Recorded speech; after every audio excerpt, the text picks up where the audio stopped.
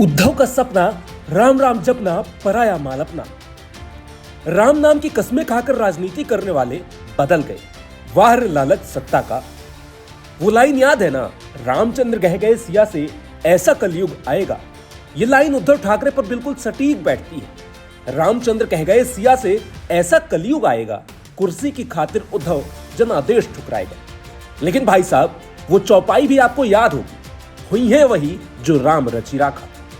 महाराष्ट्र में सत्ता की मलाई चाटने में व्यस्त रहे उद्धव अहंकार के मद में ऐसे चूर थे कि अपने ही मंत्री, नेताओं, पार्टी के पदाधिकारियों की बेइज्जती करने लगे, उनको नजरअंदाज करने लगे। जब उनका एक सहयोगी मिनिस्ट्री में काम कर रहा है तो उसमें उनके परिवार ने, उन्होंने, सब ने इंटरफेयर करना, दखलंदाजी करना, ये तो न्यायिक नहीं है।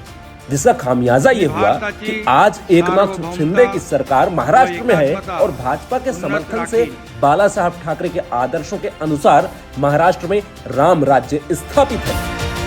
मुख्यमंत्री के कुर्सी के लिए जिन रावणों की टोली में उद्धव ने राक्षसी प्रवृत्तियों के चलते संधि की थी, उसी का नतीजा है कि जनता उद्धव ठाकरे को ठुकरा रही है, दुत्कार रही है। लाख कोशिश करने के बावजूद भी मोदी जी तो प्रधानमंत्री बन गए।